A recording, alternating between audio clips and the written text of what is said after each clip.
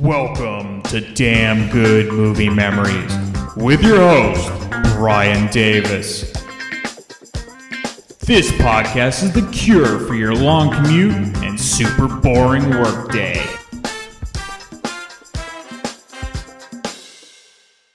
Elliot's really struggling up there, Ralph. I know I haven't exactly been raking the ball lately. Word is, he could be traded north. It's not Canada. Or west. No, say it's not Cleveland. But the smart money says he's headed east. We got a call from a manager in Far east. There's no way I'm gonna play in Japan. Welcome to Japan, Mr. Baseball. What do you think of our country? The airport's nice, and there's lots of little people walking and talking very fast. Have you slept with Madonna? What is this? Practice. We're not athletes. We're baseball players. I hate this place. This is your manager. Must shave mustache. Probably can't even grow one. He's learning their ways. What's next? Somebody gonna tell me how to go to the can? Hey, Max, I need somebody to tell me how to go to the can. they'll warm up after a season or two. Well, I don't plan to be here that long.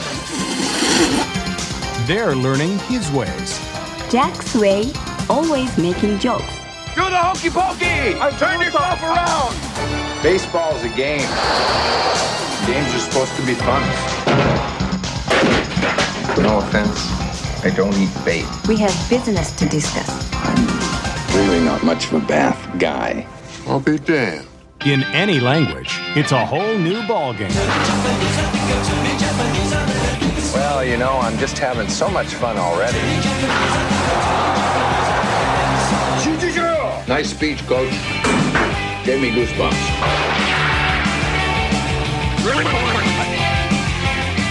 Give me a little kamikaze! Give me a little bonsai! Wake up in here! Tom Selleck, You got that right. Mr. Baseball. Here you go. Collect them, trade them, and no sitting on my face. Hey there, it's Brian Davis, and for this week's episode, we're going to cover the movie Mr. Baseball from 1992. The studio was Universal Pictures. Release date was October 2nd, 1992. The running time, 108 minutes, and was rated PG-13. The budget was $40 million, but the box office only took back in $21 million, making it the 63rd ranked movie of 1992. Roger Ebert at the time gave it 3 out of 4 stars. Here's his review.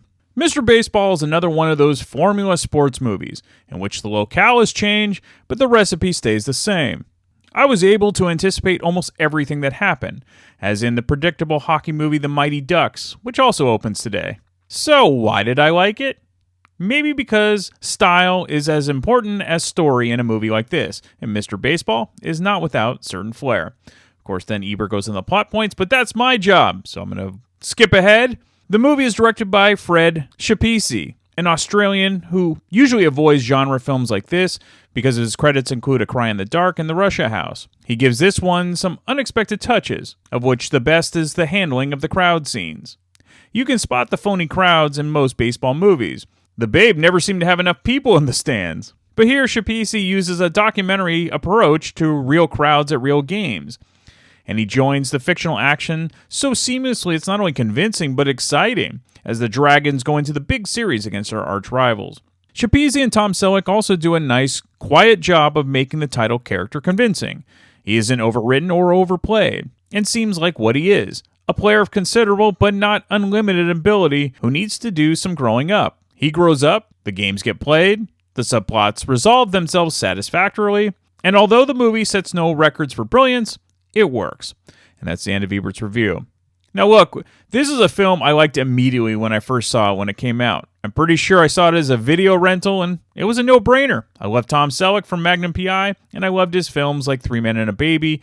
Plus, I'm a huge baseball fan. What's not to like about Mr. Baseball? All right, let's get into the making of the film. So by this point, Tom Selleck had completed his run on the very successful Magnum P.I. back in 1988, and now was exclusively a movie actor.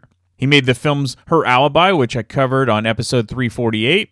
He did An Innocent Man, Quigley Down Under, which is one of Tom Selleck's best films in my opinion, Three Men and a Little Lady, the sequel, and Folks with Don Amici. It's sort of funny how sports films do at the box office. On one hand, you have baseball films like The Natural, Bull Durham, Major League, and A League of Their Own that are incredibly popular numbers-wise. But then you also have the box office duds, like The Slugger's Wife, 8 Man Out, even though it was critically acclaimed, and The Babe. Director Fred Schapisi believed he could capitalize on the huge popularity of the movie Major League from 1989 and do something similar with Japanese baseball being the main premise. According to Schapisi, Tom Selleck had final say of the script per his contract. Schapisi believed the script could have been funnier throughout the film if he had more of a say. As an outsider, in my opinion, the only reason this film works is because of Selleck's presence. Obviously, I'm probably wrong, since the numbers say otherwise, but this film is kind of a cult classic due to cable and video. One great thing about Mr. Baseball is the authenticity of the scenes, as Ebert mentioned, and the vast majority of the movie was filmed in Japan, and the filmmakers were able to use local extras for the game scenes. There were also, at the time, current major leaguers in the film that were used either as characters or advisors. Frank Thomas, who was one of the most popular baseball players at the time, was in the film. Doug DeCinces, who played third base for the Orioles and the Angels and also played one season in Japan at the end of his career, was in the film. Brad Leslie, who was also in 1994's The Little Big League, because he was the Fu Manchu mustache pitcher. And Leon Lee, who played in Japan for 10 seasons, after never being called up to the majors in the United States. And to add to the Major League connection, the film that is, Dennis Haysbert, who plays Max in Mr. Baseball, he of course played a memorable role in Major League as the voodoo-worshipping player named Pedro Serrano. All right, let's get into the film. So it begins at the old Yankee Stadium, where we see veteran Yankee first baseman Jack Elliott, that's Tom Selleck, at the plate against the Detroit Tigers. It's the bottom of the ninth and a tie game. 2 runners are on base with 2 outs. After years of being successful, the current season has been rough on Jack as he's only hitting .235. Jack ends up striking out. However, we quickly learn that this must be a dream sequence because the umpire continues to let him hit, even though he already had 3 strikes against him. He ends up swinging and missing 4 more times before he wakes up to a blonde woman who has a hangover.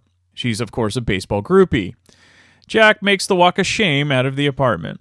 Next, we cut back to the field and we get some of the hijinks that ballplayers like to pull on rookies. Big day for you, huh, buddy? First time in the show? We're watching it over with you. You know how you feel, like you're nervous, thinking about how you're gonna do it. You're all right. Thinking every pitch has to be the right one. Else it's back down to the banana league. That's right. And your family would be all ashamed. And pretty senoritas, they'd just be giggling at you.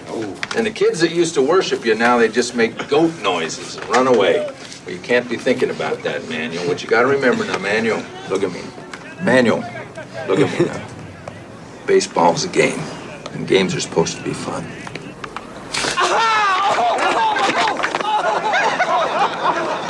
Oh, somebody call the fire department. Get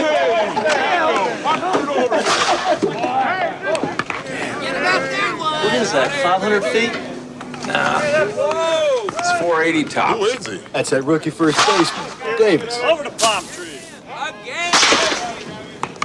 Don't worry about it, Jack. The guy's got an obvious weakness.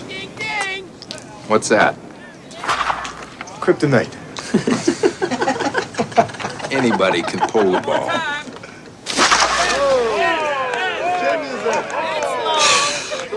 Batting practice. Jack! Hey, Doc. Hey, Doc. Morning. Good to see you. Got a little problem, Jack. What? Well, they pulled your lawnmower commercial. The whole campaign's bye-bye image problem. Why? I look good sitting on that tractor. Why? Yeah. Hello? Hey, don't do that. Anybody Now, stop home? that. 2 weeks ago, you were all over the papers getting nailed doing 120. 4 a.m., 2 broads. All right, okay. Kind of made you waving from your Elfie a freaking joke, Jack. Hey, Jack. You came all the way out here to tell me that? Hey, Elliot. No. How about an autograph? I'm out to see my new client. That's you. Whoa. Hey, hot. Enough of the candy, Hots. Give me something in the hole. Jack. Stay down there. Stay Jack. Jack. What, Trey? Skip wants to see you. Coming right back at you. Have a seat, pal. That's okay. Now, Elliot, you know I think the goddamn of you. And you know there's no one in the whole goddamn world I'd rather see out there than the whole goddamn number 48. Skip, come on. I mean, I know I haven't exactly been raking the ball lately, but give me a couple weeks. You know me. Elliot, can I finish a sentence in my own goddamn office? Hey, okay. This Davis kid is the real thing. Oh, the way it's looking. Oh, come on. Is that what this is all about? I mean, he's a goddamn rookie, for Christ's sake. You're gonna be impressed with a 500-foot home run? Yeah. So what are you saying? You gonna play me behind this kid? We wouldn't do that to you. The words come down, Jack. See who will pick up his contract, line him up, let Jack make his trade. I don't believe this. I'm a World Series MVP. That was 4 years ago, Jack. We hit 235 last season. Last season, I led this club in ninth inning doubles in the month of August. Screw it, man. I don't want to play where I'm not wanted here. What are my choices? I'm ready. There aren't exactly choices, Jack. We only had one taker, so we took. We called everyone, Jack. Canada, of course. No, goes not without Canada. saying. I ain't paying those taxes. It's not Canada. Not Cleveland. No, say it's not Cleveland. Not Cleveland. We got a call from a manager in... What? Japan. Japan? Yeah, it's the, Forget it. Chunichi. No. I'm a major leaguer. There's no way I'm going to play in Japan. Famous last words. I also love that he went play in Cleveland. By the way, the rookie first baseman taking Jack's place is, of course, the real major leaguer and now Hall of Famer Frank Thomas, who played many great seasons in his career for the Chicago White Sox. Jack, of course, decides to take the trade to the Chunichi Dragons, Cleveland. Jack is picked up at the airport by his interpreter, Yoji, who will try to acclimate Jack to Japan. Jack meets the owner of the team, who also owns the corporation of Chunichi, along with the other businessmen. Hilariously, after being told by Yoji that Jack must give a business card back in return, Jack hands them all his baseball card. Next, it's a press conference to introduce Jack to the media.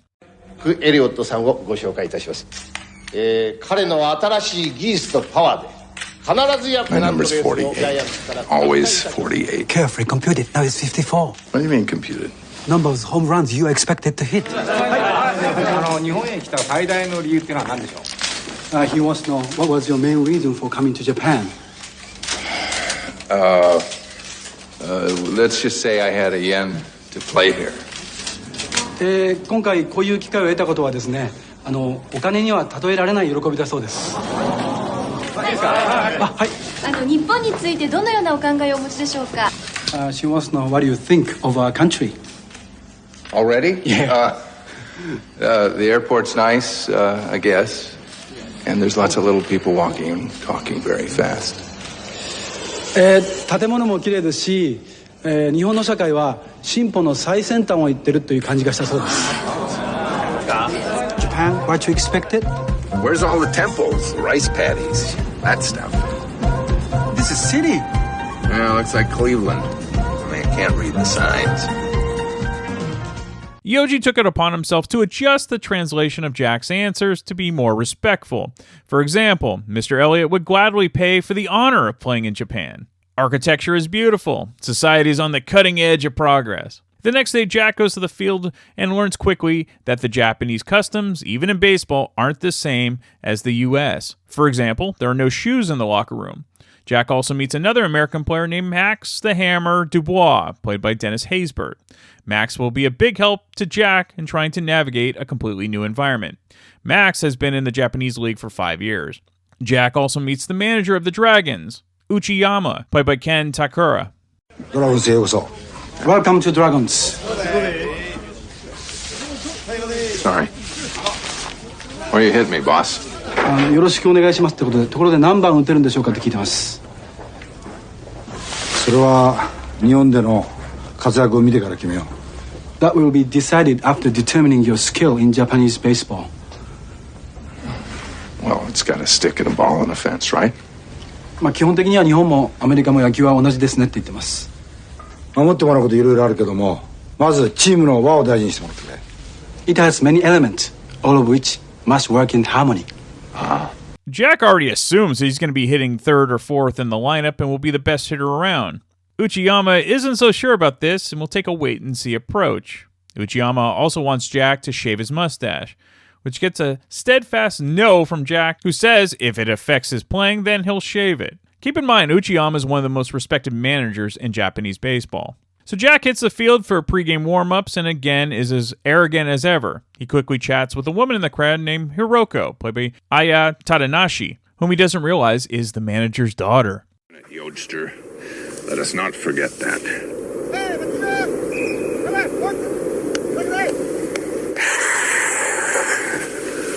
Thank you. Thank you. Any of you guys speak Americano? Jack Elliott here, bringing you the best in Major League thrills for the fellas and free mustache rides for the ladies. I have seen free mustache rides offered on t-shirts in America. Always by guys you would not want to ride with. Sorry. Jack agrees to dinner with Hiroko that night. Back on the field, Jack is certainly not used to the workout routines that are expected of Japanese players. Uchiyama tells Jack that if he can't do his exercises due to his bad knee, the rest of the team will pick up the slack and do his. This reverse psychology, of course, works, and Jack begrudgingly does the exercises. However, he can't help but be himself.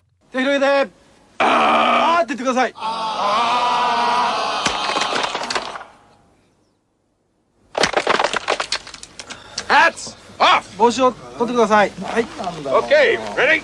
Right foot. In. Right foot. Out. Right foot. In. Check it all about. Do the hokey pokey. Turn yourself around. That's what it's all about. This is crazy, Max. We're not athletes. We're baseball players. Batting practice. Finally.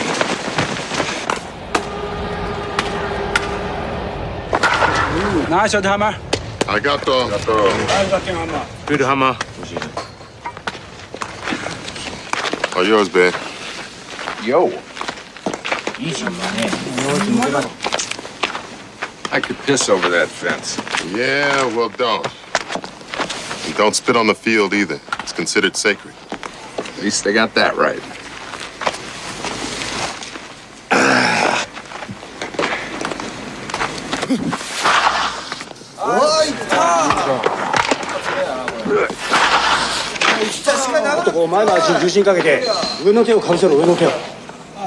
Perhaps weight more on front foot and more top hand, he says. Thanks a lot. ありがとうございますって言ってます。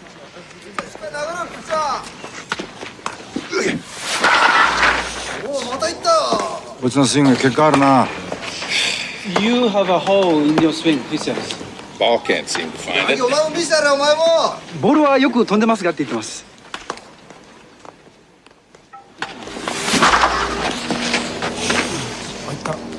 あとな。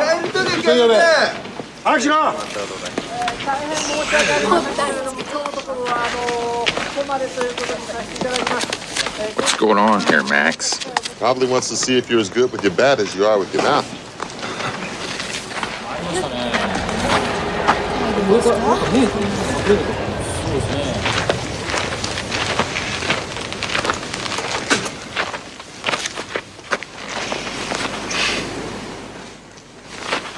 Man.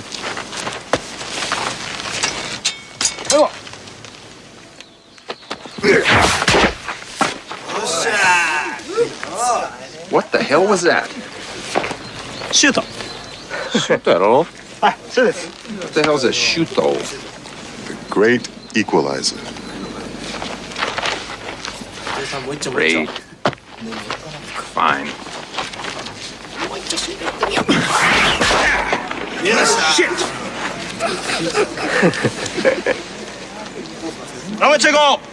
Let's go.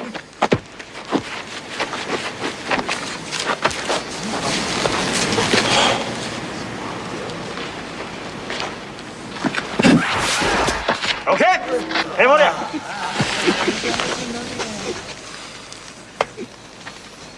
It's obvious that you have two alphas that are competing for dominance. What Jack doesn't realize is that Uchiyama is correct.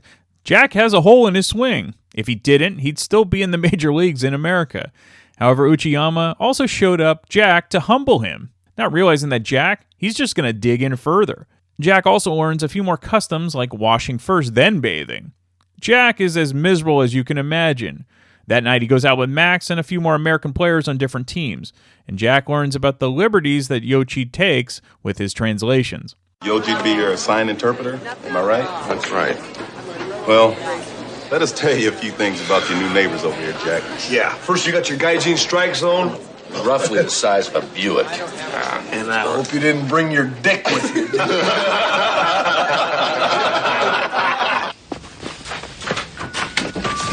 You rang, Mr. Baseball? I rang, Mr. Wise. What?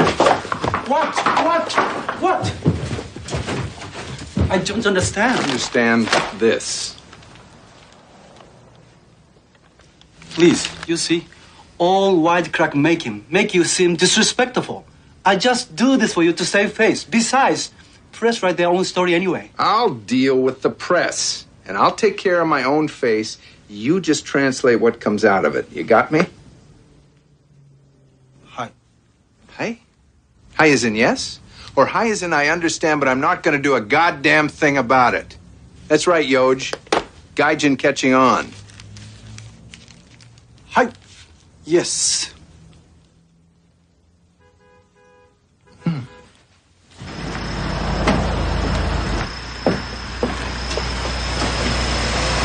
right down! That honking was from Hiroko, who picks up Jack for their dinner date. Jack quickly learns that Hiroko isn't a baseball groupie like in the US, and she even orders them steak instead of sushi. He also learns that Hiroko studied in New York and is aware of American customs. She also informs Jack that he has no choice about doing commercials. It's part of his contract. He's property of his team, and they can outsource him to do any sort of endorsement. Sort of like the old days of Major League Baseball. Jack's first game starts off fairly well. He rips a double. However, he gets pissed that the third base coach held up the runner at third, which cost him a triple and an RBI. He also grounds out into a double play and scolds the runner at first for not sliding hard into second base and potentially stopping the double play. Max informs Jack that it's considered disrespectful to take a guy out at second. And what's funny is now in modern American baseball, you can't take a guy out at second base or at home anymore since around 2016. But of course, Jack thinks this is all horseshit baseball, especially after he discovers the extra inning rules. So does Snake. Oh, sorry, kid. We'll get him next inning. There ain't gonna be a next inning. What are you talking about? It's 4-4. No game can continue after 15 innings. So when do we make it up? No, I'm sorry, baby. It's over. It's 4-4. A ball game can't end in a goddamn tie. Come on, man. It's over. Let's go. Again, what's also funny is the extra inning rule is as bad as having a runner start on second base to start an inning. And that's actually what's going on now. Major League Baseball is equally a joke, frankly, now with that rule. Anyway, off the field, Jack is selling his wares per his contract. Big hit? Happy body. What? Now what? Missed your mark again. What? Well, tell him to move the mark to where I'm standing. It doesn't work that way. Hey, this is not my idea. I don't want to be here. Everyone is well aware of that. And this is your idea of dignified and noble. It is. Says you. Hey, pal, one more take and I'm out of here. You're out of here. Big hit, happy body. What's a C? Big hit, vitamin. Happy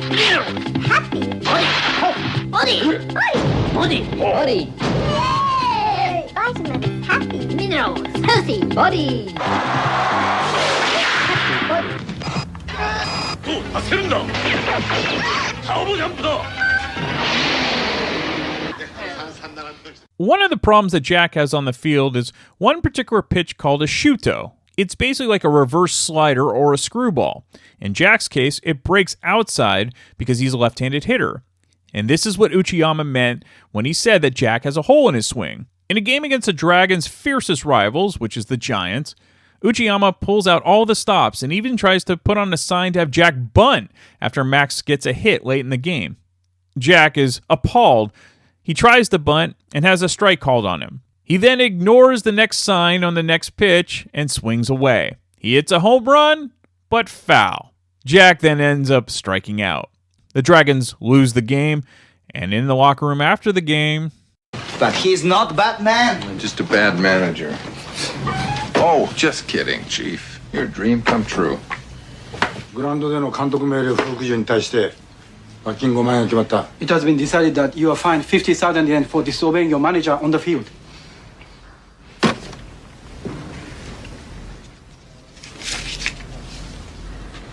加えて備品破損に対して1万円。これ。Also 10,000 for disrespect to equipment.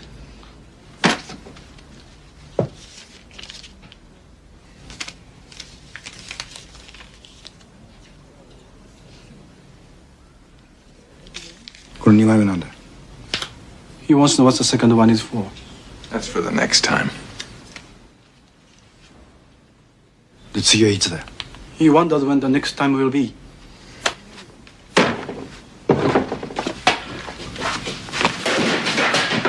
Unfortunately, the last clip missed a great punchline from Uchiyama, who critiques Jack's swing when he smashes the batting helmets on the table. Jack decides to decompress and go out with Hiroko again.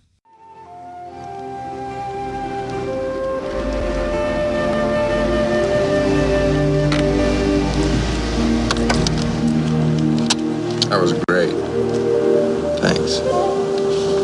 You're welcome. Would you like to come up for some tea? Tea? Yeah. No, thank you. Well, okay. But another beer? Yes, please.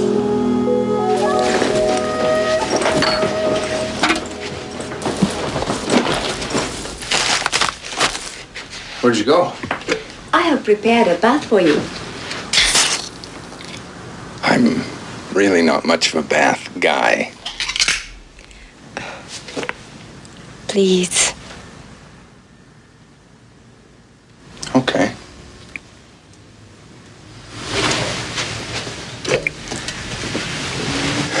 No peeking.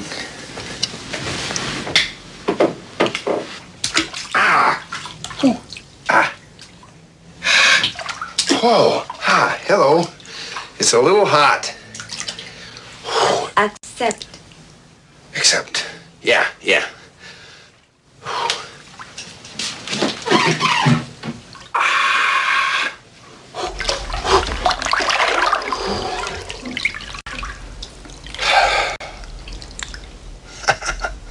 Except.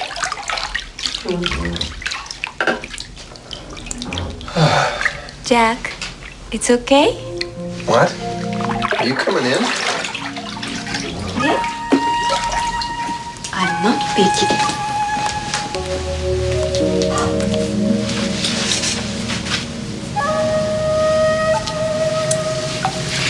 Croco. Tell me, what is your deepest fear? We will wash it away. My deepest fear? Yes. Well, we were at Boston.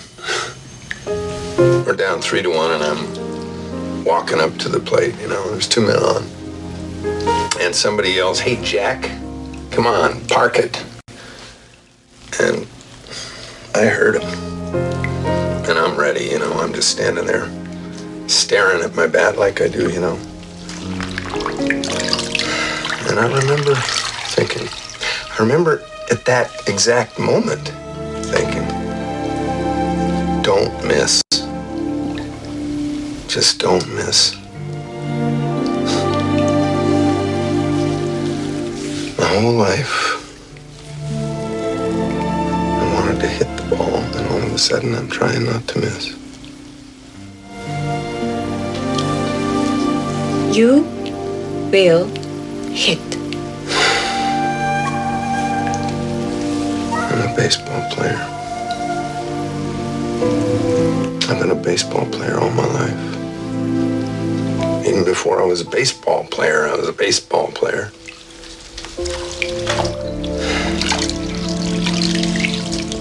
I don't think I could be anything else.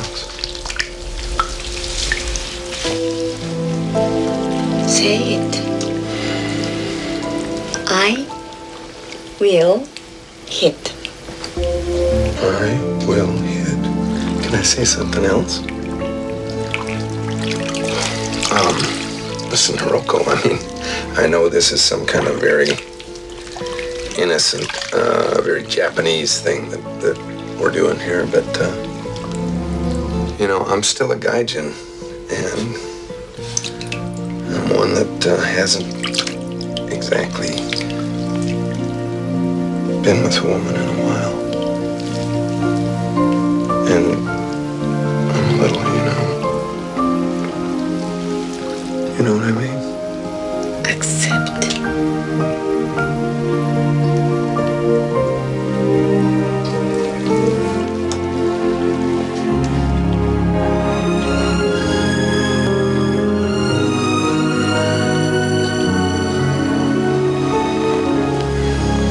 I will hit. I will hit. I will hit. With his interest in Hiroko increasing, maybe things will turn around on the field for Jack. However, even with the mantra of "I will hit," Jack still can't hit a shuto. Everything comes to a head in his next game.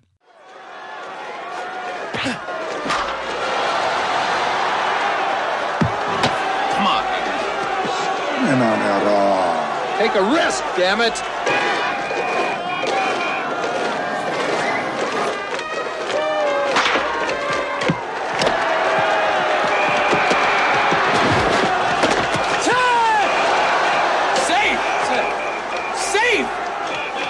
My foot was on the bag.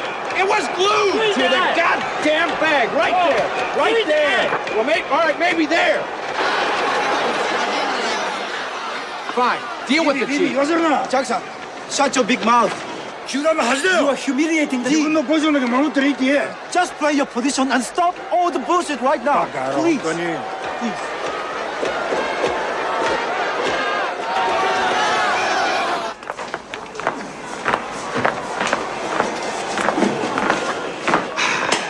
You know, Mukai, yeah, I'm sorry. What I'm thinking here, one of the duties of a captain, and you're a fine one, don't get me wrong. But one of the things a captain does is find little ways to get the team, you know, up, laughing. Get the boys' minds off their trouble and let them know it's okay. Loosen up a little.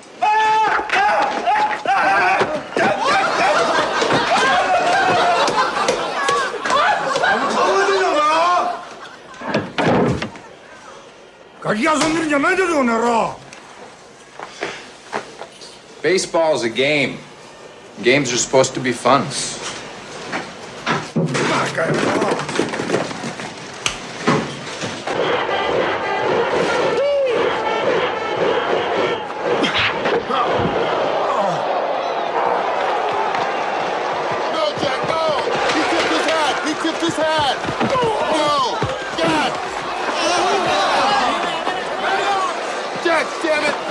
That means he didn't need it. I don't care if he ate it. Goddamn hat, I've had it. No, bullshit. I'm sick and tired of this shit. Now that you heard a word I've said, you really pissing me off now.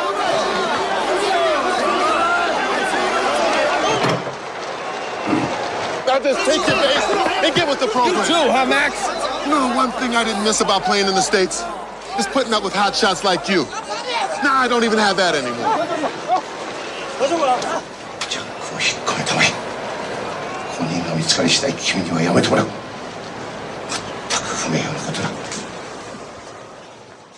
So what you heard at the end of that last clip was the owner of the team telling Uchiyama that Jack needs to be suspended indefinitely and that Uchiyama will be fired as he's brought dishonor to the team. So Jack was hit in the head with that pitch, But when a pitcher tips his hat in the Japanese league, it means it wasn't intentional. Jack, of course, is pulled from the game. So Jack decides to go with Hiroko to meet her family. Now, Jack still doesn't know, nor the audience, that Uchiyama is Hiroko's father. So, how will Uchiyama react to finding out that his daughter is dating the player that is the bane of his existence? Well, you're just going to have to watch the final 45 minutes and find out. This truly is really an underrated film that any fan of baseball should enjoy. Plus, if you're a fan of Tom Selleck, it's also a no-brainer. I think you'll love this film. So if you haven't seen this very fun flick, check it out. All right, there were a couple deleted scenes, 3 scenes that didn't make the cut in the U.S., but were actually left in for the Japanese cut of the film. They were Jack and Hiroko in Osu, which is an arcade leading down to the Banshoji Temple. There was a scene where Jack and Hiroko are in front of Tsukimi Gaoka Mansion. And the final scene, Jack and Uchiyama in the Haiwa Park Cemetery. All right, some fun facts. So even though this film isn't considered one of the top baseball movies of all time, it is often used as a reference for American players who decide to join Japanese baseball teams for their own career pivots. Nolan Ryan, who was pitching for the Texas Rangers at the time of this film, agreed to pitch to Tom Selleck to give him the experience of 100-mile-per-hour baseball headed straight at him. While preparing for this movie, Tom Selleck spent time with the Detroit Tigers during the 1991 spring training. He was even brought into a game as a late pinch hitter. He managed to foul off 1 pitch before striking out. The film's release in Japan was delayed due to the real-life Chunichi Dragons coming off a poor season. Ken Takakura does not speak fluent English. He previously appeared in the movie Black Rain in 1989, which starred Michael Douglas, and at the time he had to learn to speak English phonetically. By the time of this movie, Mr. Baseball, he was able to speak English without much help. All right, we got 2 special guests who are big baseball fans. That's Bill Roseberry and Mike Tyler. They join me to talk about this fun film. So let's do that now, and then I'll be back next week to talk about yet another random movie from my DVD collection. Okay, we're back, and we have the murderer's row of podcasting. It's Metal Mike Tyler, it's Bill Roseberry, and myself. Welcome back, guys. Bill Roseberry here, bringing you the best in movie critiquing for the fellas and free mustache rides for the ladies. Yeah. I'm sure they're going to be beating down the door. And you saw it, Brian. I do have a mustache right now, so that's not fake. You do. I turned down the ride, but I did see it. Yes. Good God. You had your Packers gear on at the time of recording this. Yeah, I was a little nervous that day, but yeah, that was the Bears game here recently. Yeah, I just love hearing Tom Selleck. That's one of the greatest lines Tom Selleck ever made. I mean, Tom Selleck offering out mustache rides. That's awesome. He knew. He was like, you know how John Oates is basically all he is a mustache. Well, Tom Selleck's much more than a mustache, but he knew he made his money with that stash. So yeah, one of my favorite all-time lines from Friends is when Chandler and Joey are talking about him, and Chandler goes, "That mustached bastard." Because my mom loves Tom Selleck, so my dad and I, ever since Chandler said that, anytime my mom's watching Blue Bloods or she's got anything on Tom Selleck, my dad and I go, "There's that mustached bastard." I think any mom from our era, which would be 70s to the 80s, they all adore Tom Cruise. My mom liked him or too. Tom Selleck. I bought my mom she still has it. Yeah. She's got it in her laundry room at the house now. This posters. I bought her a poster for Christmas when I was a little kid, and it's him playing beach volleyball with his shirt. And it's got several poses of him diving for beach ball and him standing with his hand, and she still has it hanging up to this day. I mean, it's all faded, but she won't get rid of that poster. She loves it. It might be her most cherished gift that I ever gave her was that poster of Tom Selleck with his shirt off. Oh, yeah. Yeah. I mean, as of recording this, I think John Krasinski was just named People's Sexiest Man Alive. They're still doing this in 2024. But I'm sure Selleck won every year in the 80s. I don't remember anyone else. So. Pretty close. Yeah, he was winning them a lot. So let's go back to 1992. Did you guys see this in the theater when it first came out, or was this like rental or home video? And we'll start with Bill. Movie theater. I went to the theater to see it. Nice. I think I might have gone with Mom and Dad. I mean, it's Tom Selleck. I mean, we loved him ever since Magnum. We watched Magnum religiously. My mom loved him. Dad and I loved him, and he's doing a baseball movie. I was there. Absolutely, I was there. Yeah. Mm-hmm. Yep. Love What about you, Mike? Yeah. No, actually, I don't think I saw it till it was on cable. And to be quite honest with you, Brian, I'd only seen it the one time, and it had been so long. It was almost like rewatching the movie this time around. I had not seen Mr. Baseball in years, but yeah, I'll give you my thoughts later. But no, when we get there. I mean, I remember liking it, but yeah, that was all I could remember. And then as we're watching, I'm like, whoa, I don't remember this. I don't remember that. Yeah, so it was really cool, Well, and again, this is why I do the podcast, to reintroduce people to good movies, from back in the day. So one of the things, damn the films they haven't seen. Yeah, damn. There you go. Right. That's right. So, look, one of the things about sports movies, for me, it's vital for the main stars to look authentic when playing. And I think Robert Redford sort of set that initial standard in 1984 when he did The Natural, because years and years, there was just so many movies with poor athletes in them. I think the worst being, if you've ever seen it, Fear Strikes Out with Anthony Perkins. It is pathetic. He is pathetically bad. But I think Tom Selleck, obviously he looks great and legit playing ball. What did you guys think about his athletic performance? I mean, then and now. We'll start with Mike. It was very authentic. Like he was believable as a Major League Baseball player. So believable. And the fact that he was kind of a prima donna, I'm like, man, Lou Brown wouldn't put up with this guy. Yeah. He'd piss on his contract too. Absolutely. Which I thought, man, actually Tom would have been a great character though in Major League too, but I think him and Dorn would have got along great. But I don't know if he was quite the prima donna that Dorn was, but part of it also obviously was the culture clash though, I mean, the way Japanese people look at things and their culture is very different from us, even now, even after World War II, when you could say there's been some westernization there. But the thing about the Japanese, which when I was younger, I just assumed, well, that's when baseball caught on. I thought it became popular post WW2. I was wrong. Mm-hmm. They love their baseball and have forever, man. Yeah. For a very, very long time. It was one of the things we did have in common with them. Mm-hmm. From before the war, I mean. So, yeah, really cool. Bill, how did you feel about Selleck's performance? Thought he was great. Thought he looked the part. I thought his swing was good. Yeah. The way he moved, the way he fielded the ball, he looked like he was a baseball player. But this guy was an athlete. I mean, he'd played baseball when he was younger, and he played college basketball. I forgot where he played, but he was a college basketball player. He was an athlete.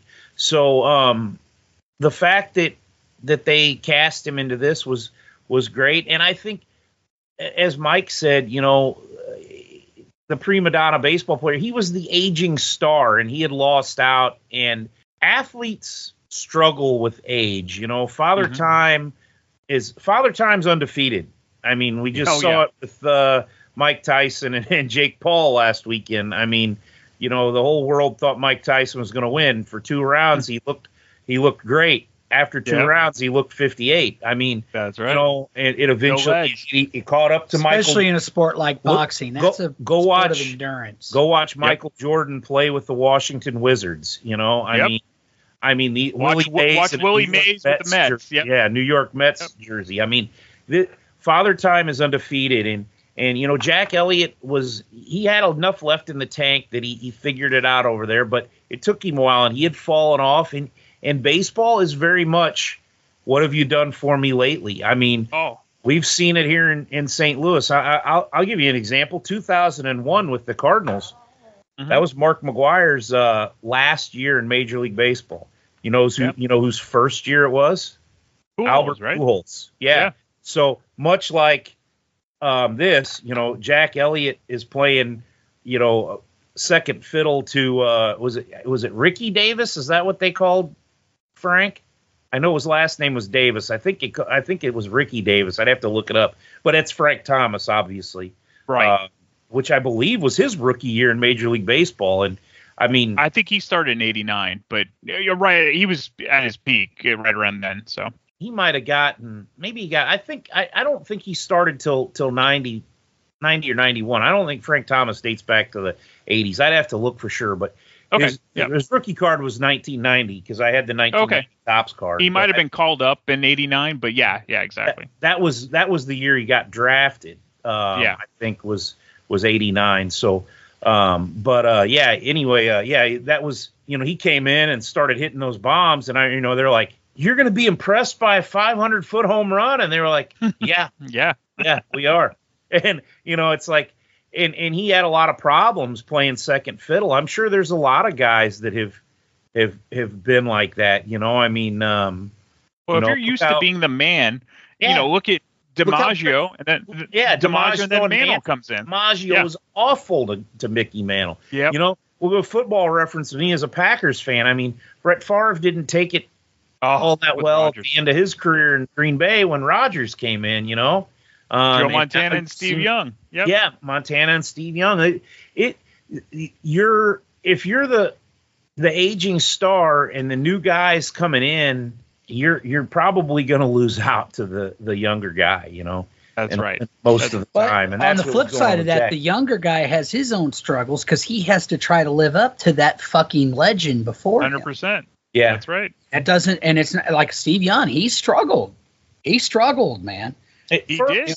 The fans were kind of hard on him. Oh, he ain't no Joe Montana. Well, no, he's not. Nobody is. Yeah. But he even said until I got that Super Bowl ring.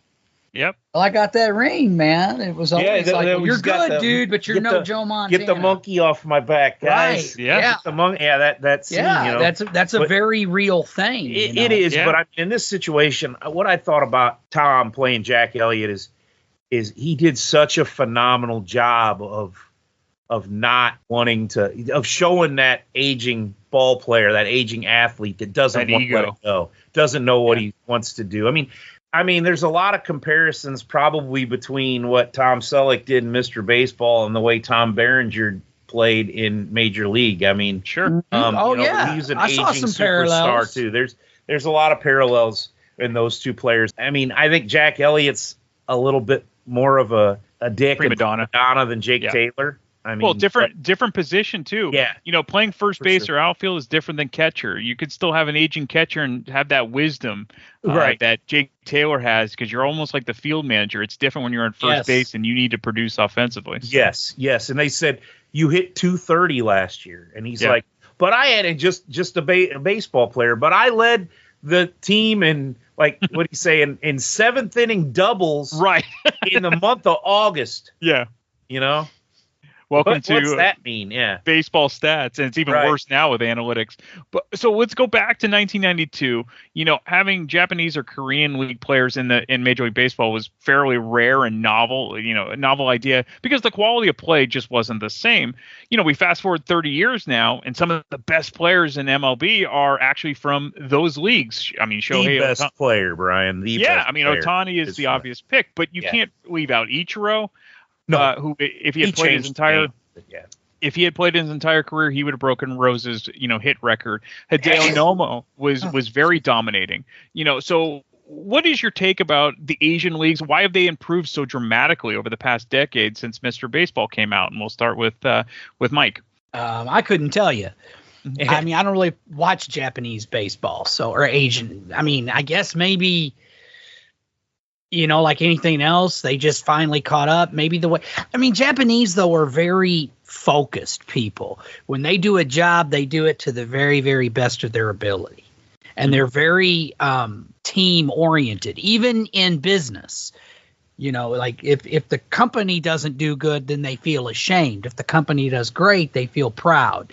They have that do or die attitude that sometimes America talks about having, but sometimes we really don't, if we're going to be really honest with ourselves. So maybe that's part of it. I don't really know. Bill, that would probably be a better question for Bill. I think a comparison, I guess maybe, and I'll get Bill's take on this. Basketball, the European leagues have really started to catch up with NBA, the U.S. NBA players as well. So maybe it's just like these sports have been, I guess maybe they put more money internationally to help these leagues. I don't know. What do you think, Bill? Why do you think the Japanese and Korean leagues are so much better now than they were back then? It's been the globalization of the world and a lot of things. And I think when you're looking at as we moved forward through the 90s, it became easier to communicate globally. Businesses became more global.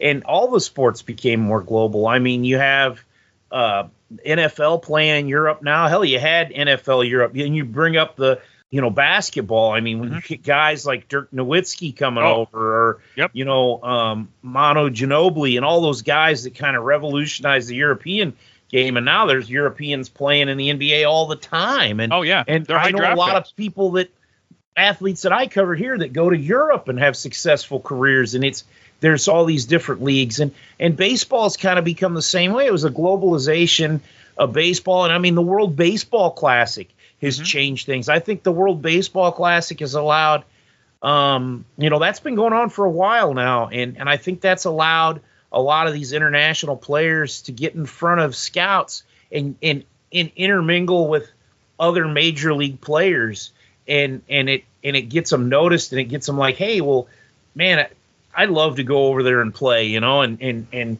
see some of that. I mean, you had the Japanese team when they beat Team USA in this last major WBC. The Japanese team had Otani on there. They had Lars Nootbaar from St. Louis and a bunch of other guys. I think Tommy Edman was on the Korean team. I mean, these guys that have just like a random, some kind of a genetic history, or somebody in their family, like their grandma was Japanese or whatever. Like Mike Piazza played for the Italy team. Yes, Mike Piazza played for Italy. There you go. That's a good example.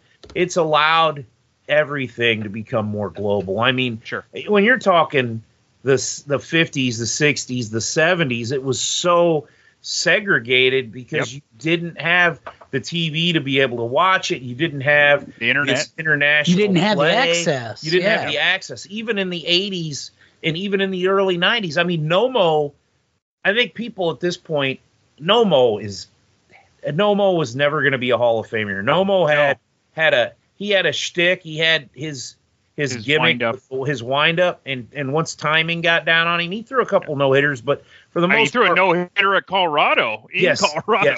Yes, he did. But once his timing got down, he got shelled quite a bit, too. He did. But he really was a groundbreaking performer because nobody was coming out. When Nomo did it, and then they brought over Matsui a few years later, that set the tone for Ichiro to come over in 2001. And I mean, before that, you'd have Korean guys come over, and guys like Chanho Park, Hideki Arabu. And you had the guy for the Daisuke. I think he was Japanese. Daisuke, you had Fukudome later on, and Chingmeng Wang.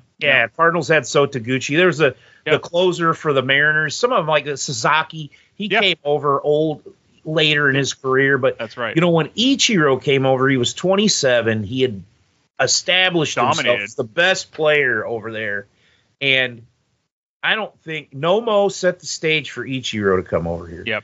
But Ichiro set the stage for Otani to come over. 100%. Otani was really in his infancy as a player. I mean, because he's only 27 or 28 now, right? He's in his prime. He's in his prime, and he's gonna. I mean, Ichiro is a first ballot Hall of Famer. We're gonna find out here in about a month or so. He's gonna be the first Japanese baseball player to go into the Hall of Fame, and that's just going to lead to even more. I mean, it's going to become a more international game, and but I mean, which I think is great. And it is great. I mean, globalize, and the leagues love it because it makes them more money. I mean, that's right. Ichiro and Otani have brought over so many Japanese media and stuff like that. And what was interesting about Mr. Baseball is that for a pop culture standpoint, that kind of introduced us to it. At that point, you'd had Nomo. I think Nomo came over in '94. I think off the top of my head, I think he was a senior in high school when he came over. And but Mr. Baseball going over there and seeing that and seeing the difference and everything and seeing that there'd be like a few guys over there. Back then it was like if you went over there, you were going over there basically to die. Your baseball career was dying. That's right. And now that's a different thing. So, that's another aspect of this that the Japanese league has reinvigorated people. Like Cecil Miles Fielder, Nicholas.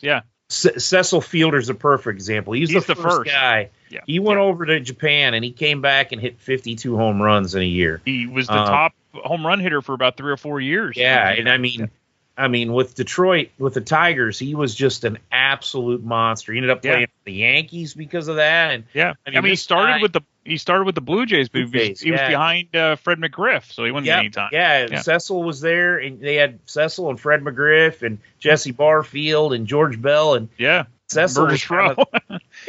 Cecil hit a few home runs, but he was more of a bench player. They DH him, and he was overweight. And when he didn't pan out there, he goes to Japan, and he became, an unreal like Godzilla. Yeah, and you're right. Miles Michaelis is another one, a guy that the Cardinals just picked up. Another guy, Eric Fetty. Yeah, he came back with the White Sox and really put on a show. Yeah, so Ryan Vogelsong. Yeah. I mean, there's a lot of guys that it's reinvigorated their career to go to Japan. The Japanese league is very competitive, and it's closed the gap between Major League Baseball and the WBC. Like I said, with them beating them this last time around, I think that even made it even bigger. I mean, you got Ohtani and Mike Trout going against each other at the end. I mean, that's great. What better way to end that thing? Well, the other thing is, with the expansion of the leagues over the past 25, 30 years, you're thinning out the talent, at least in the U.S. And so while, Latin America definitely has a huge pool of talent as well, I think it's even better that they're getting more from the Asian leagues, because that can help with that, because there's probably too many teams now to have a really strong roster across the board. So I think that's great. Let's go back to the film a little bit. So on the surface, it's essentially a fish out of water tale, which has been told countless times since that advent of movie making. What makes this film work for you guys? Is it more unique than other types of films, or is it the similar tropes? And so we'll go to Mike for this one. A bit of both, I think. I mean, because there's definitely some tropes, but just the fact, like, you can't spit on the field, which I had known before watching the movie, because years ago, and I can't remember who it was now, I was just a kid, but there was a Major League Baseball player from America, that one of the first to start playing in Japan, and he talked about some of the differences between Japanese baseball and American, and he even said that that you can't spit on the field. Mm-hmm. There's certain things they don't want you. Like it's very, you don't argue. Yeah, you don't argue. You don't. So there was that, and also the fact, like, he's got him doing all these exercises, and one of my favorite line is when he goes, "I'm a baseball player, not an athlete." I thought that was hilarious, man. Quoting John Kruk. That's right. Well, that's why baseball's so great. You could be any size and do real well. Yeah, and the fact that him and obviously the manager don't see eye to eye at all. Sure. And he's even like, "Man, what am I even doing here?" And I love the fact that you got Dennis Haysbert. I mean, the guy from Major League, another great baseball comedy, and he's kind of giving him the tips on what to do and what not to do. And some of it, of course, he's just totally resistant to it, because he's just like, well, I'm Mr. Big Shot. I'm, Mr. Baseball. Right. Some of the really amusing stuff, too, especially the mustache ride line where the girl starts talking to, because she knows English, And he was very surprised by that. He didn't think anybody knew English. That's why he said it. Yeah, and he also was surprised by the fact that, so when, she says, "Hey, have dinner with me," he's all thinking, right on, man, I'm going to get laid tonight. And, and then, of course, he finds out that's not the case. You're the first base of the New York Yankees, and a girl asks you to go to dinner with her, you're getting laid. I mean, that's right. In America, right. Yeah, Derek Jeter gave girls gift baskets. Oh, I know. That's actually, he's denied that, but I think he did. It's pretty awesome. Yeah. It's better than VD, Right. So. Right. So I think, but any fish out of water story is pretty funny, man. And this one definitely had a lot of laughs in it. Yeah. So when I had you guys on for Murphy's Romance, we discussed the immense likability of James Garner as an actor, and we even mentioned the comparison to Tom Selleck. What is it about Selleck that men and women love equally about him, regardless of his role? We'll go with Bill on this one. He's a man's man. I mean, he's not just he's not really, I wouldn't call him a pretty boy. He's a good looking man, obviously, but he's big. He's tough. He's, those guys, resonate with both. He's a guy that women want to be with him and men want to be him. I mean, yeah, that's kind of what he is. And Jack Elliott kind of even was bigger than life in that way. And and I think in this movie, he had that swagger about him too, and that's why the manager wanted him. Chief wanted him over there. Uchiyama wanted him to come over and play because he was such a good player, and he had that swagger, and he saw something in him that he just wanted to be able to kind of steer in the right direction, and it could help the team and everything. But Tom, like I said, he's always been like that. Whether it was Magnum PI, whether it was Mr. Baseball, whether it was Quigley Down Under, whatever he was doing, he was great in Friends. Yeah, Friends even. I mean, he was great as he was getting older there, and those guys loved him. I mean, just think about that. I mean, Ross and the girls all were in love with him, but Ross and Chandler and Joey were just in love with him. There was one episode where Joey and Chandler grew mustaches, right, to try and look like him. I mean, right. He was just a cool guy. And one of the things that I wanted to bring this up while I was on here, because sure, as much as I do like this movie, and I adore it more now as I've gotten older. First time I saw it, I liked it, but I haven't added this to my collection. It hasn't been that long, really.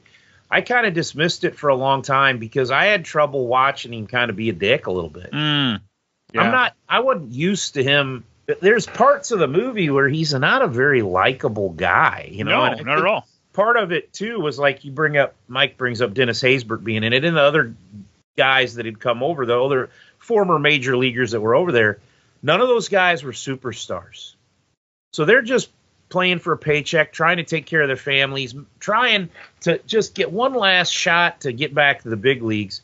And here comes Jack Elliott, World Series MVP, first baseman for the Yankees, superstar, all these, mega, marketing deals and stuff.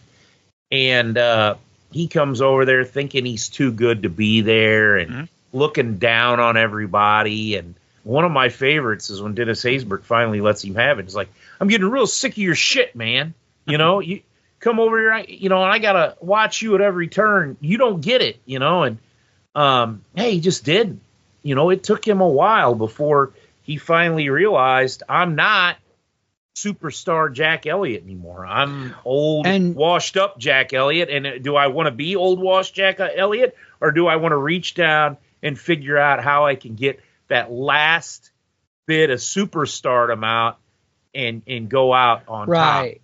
And ultimately he becomes a better person because of it. He does, absolutely. And that's the moral of the movie. There's a lot of things in this movie. The fact that you fish out of water, you have to adjust, you have to understand. But one of the things I also love is the fact that he was like, Coach in his way was rubbing off on him, but some of Tom was like, hey man, don't always take it so seriously all the time.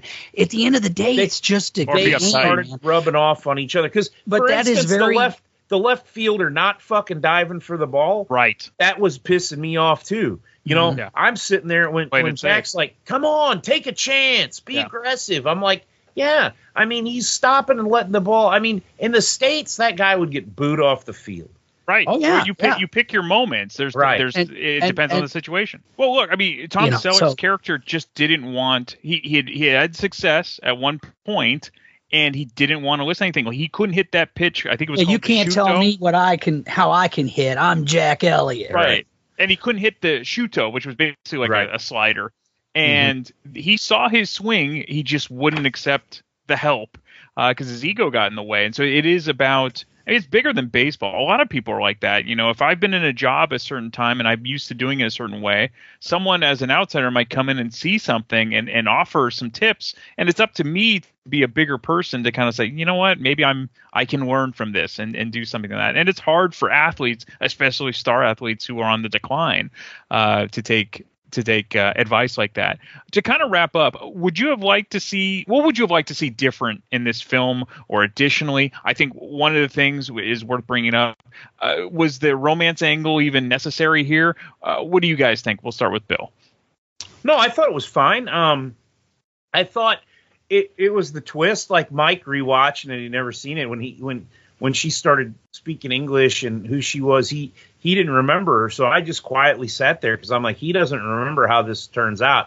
Mm-hmm. I thought it was a very, very cool twist to find out that she was his daughter, and then when you find out he could speak English, it's like that was great. That's where Jack just loses his shit, and she kind of set that all up to bring them together, and in some ways they were alike, you know.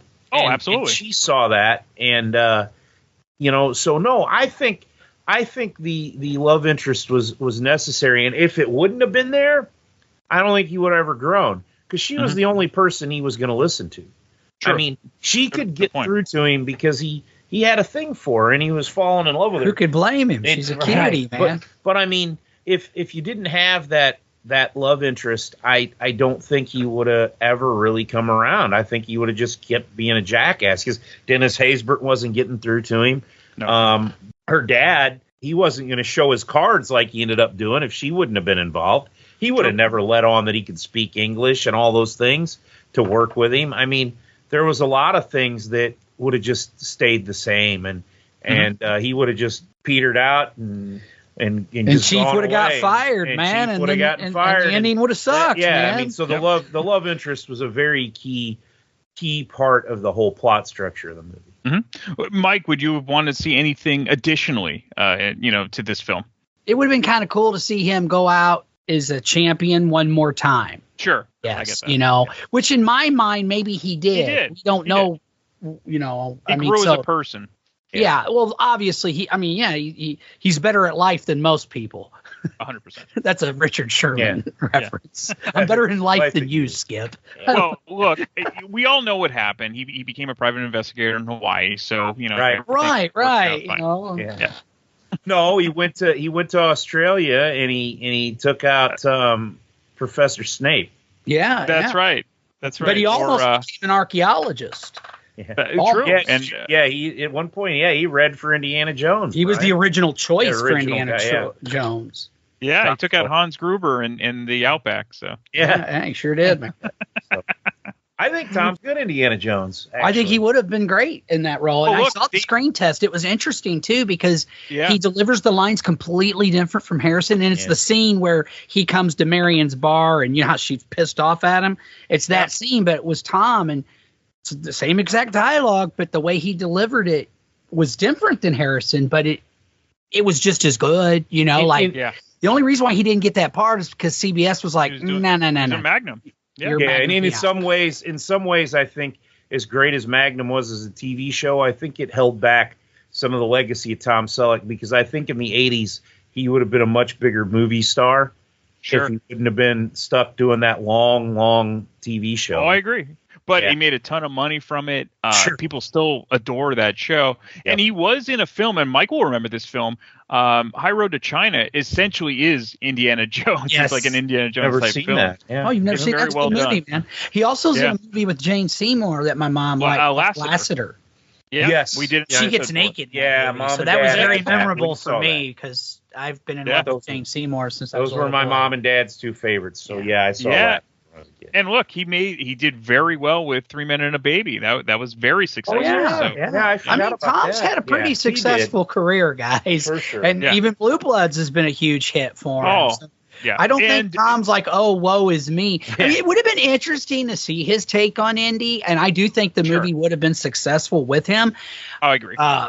But things went down the way they went down because it wasn't anything even personal, but the reason why George wanted Tom is he didn't want Harrison because it's not that he didn't think Harrison could do it, but he was like, I was just afraid that everybody was going to think that Harrison Ford's like my Robert De Niro because he's in American Graffiti, he's in Star Wars, he's in Indiana Jones, but it kind of became that, Yeah, I mean it turned out the way it should. Also, check out they were kind of like TV movies, but those Jesse Stone films are really well done too. I've heard I've heard that those were good too. Yeah. Hey man, and let's be honest, Runaway. Oh, he's like the template, Ramsey. Runaway's a good one. It's fun. It is fun. It would have been cool to see him as an athlete a little bit more too, because I know you brought that up, but Mr. Baseball, he was I mean, he was really good, very believable as an athlete in this. Yeah, and there's a great episode of Magnum, one of my favorites, where they're playing softball. I think it's to win a bet, I think, and you could tell how good. And he was always a big Detroit Tigers fan, and he was actually at spring training. Like he actually got to he'd go hit. Yeah, he'd go hit batting practice with them and everything. That's why he always wore that Tigers hat on Magnum. Yeah, that's right. That's right. And I also think like alternate casting here. I mean, I don't even know if he was considered, but he could have played Tom Berenger's character in Major League. I agree. He's a little big to be a catcher.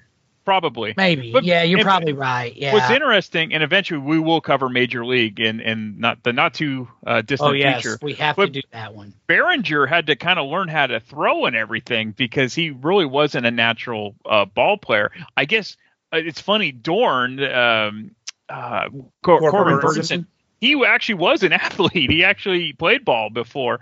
Really? But the best athlete of them all was Charlie Sheen. He was really throwing 150 pitches a day, for those. Oh, Charlie, such a huge baseball fan. Yeah. Such a good player. Yeah. He was, he really looked the part too, for sure. But Wesley Snipes never played baseball before, and he actually wasn't that fast. That was movie magic. So. Right. Yeah. No, Wesley didn't really look like a baseball player. You may run like. You know who Clue Haywood is? You hit like shit. You know who Clue Haywood was, Brian? Oh, it was Pete Vukovich. Yep, Pete Vukovich, former Cardinal and Brewer, yeah. And a pitcher. He's a pitcher, though. Yeah, he's a pitcher, but but he could hit. and the closer for the Yankees was Steve Yeager, who was a old ball player in the 70s. It was a different guy. I just did this the notes for this. So Steve Yeager was the one of the base coaches for the Indians, and he was the consultant on there. He's the one that taught Berenger how to catch and everything. Okay. There was an ex ball player that came in as the closer that Berenger. I thought that's who it was. All right. I can't remember. But Yeager was definitely involved. He was a huge consultant on that film. Okay. So. All right. Yeah. So they always do that when they do those movies. You have to. Yeah. Frank Thomas, of course, when you see him walk in, I always thought that was cool. But I just wanted to say I really enjoyed watching this movie again, man. Good. Like I said, it was almost like watching it again or for the first time, and I was like, man, it's a really good movie. I'm not gonna put it up there with Major League, but it was pretty fucking good. No, and I think it's better than some of the other baseball films. And I think today, as we kind of pointed out, with Japanese and Korean ball players so much in the Major League Baseball culture now, this film really kind of was ahead of its time. Absolutely. Yes. So I think it's more relevant today now, actually, probably. 100%. And so thank you guys for doing this, and you'll be back on real soon. Thanks, brother. All right, thanks, Brian. If you enjoy this podcast and are an iTunes user, please do the show a favor and head on over to the official iTunes page for Damn Good Movie Memories. Be sure to leave a rating and a review. This will allow the show to appear higher in the algorithm and spread the joy of this podcast to the masses. If you are not an iTunes user, you can still listen and subscribe on Podbean at damngoodmoviememories.podbean.com. Be sure to like us on Facebook under our Damn Good Movie Memories page. You can also listen to a limited number of episodes on YouTube. I hope you enjoyed this week's episode, and be sure to tune in next week for an all-new episode of Damn Good Movie Memories.